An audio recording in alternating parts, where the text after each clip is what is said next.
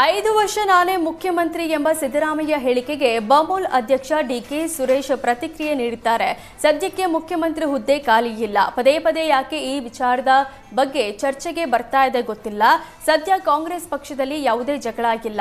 ಕಾಂಗ್ರೆಸ್ ಪಕ್ಷದ ವರಿಷ್ಠರು ಕೂಡ ಸ್ಪಷ್ಟಪಡಿಸಿದ್ದಾರೆ. ಡಿಸಿಎಂ ಡಿಕೆ ಶಿವಕುಮಾರ್ ಕೂಡ ಸಿದ್ದರಾಮಯ್ಯ ನಾಯಕತ್ವದಲ್ಲಿ ಮುಂದುವರಿಯೋದಾಗಿ ಹೇಳಿದ್ದಾರೆ. ಹೀಗಾಗಿ ಡಿಕೆ ಶಿವಕುಮಾರ್ ಅವರಿಗೆ ಯಾವುದೇ ಆತಂಕ ಇಲ್ಲ.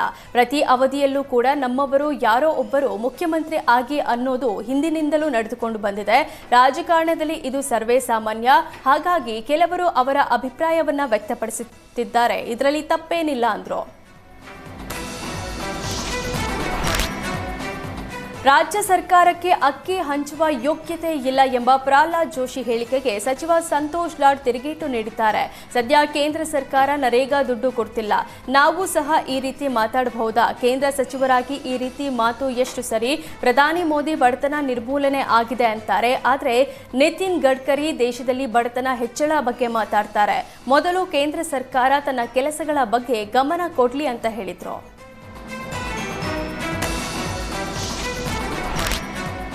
ಜಮೀನಿನಲ್ಲಿ ಕೆಲಸ ಮಾಡುವ ವೇಳೆ ಹೃದಯಾಘಾತ ಸಂಭವಿಸಿ ರೈತ ಮೃತಪಟ್ಟಿದ್ದಾನೆ. ರಾಯಚೂರು ತಾಲೂಕಿನ ಡಿ ರಾಂಪುರ್ ಗ್ರಾಮದಲ್ಲಿ ಘಟನೆ ನಡೆದಿದೆ.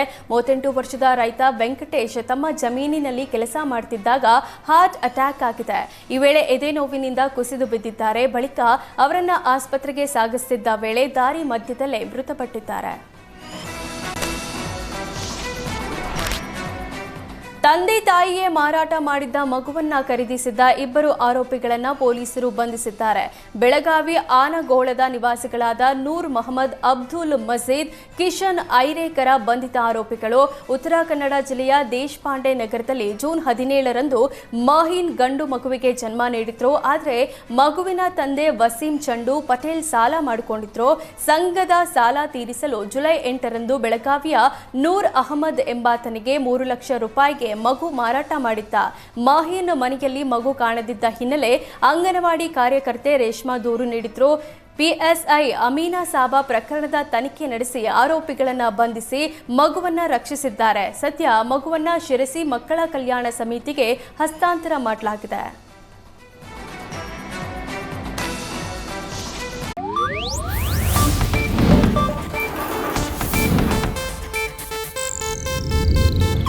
ಇದು ಏಷ್ಯಾನೆಟ್ ನ್ಯೂಸ್ ನೆಟ್ವರ್ಕ್ ಪ್ರಸ್ತುತಿ.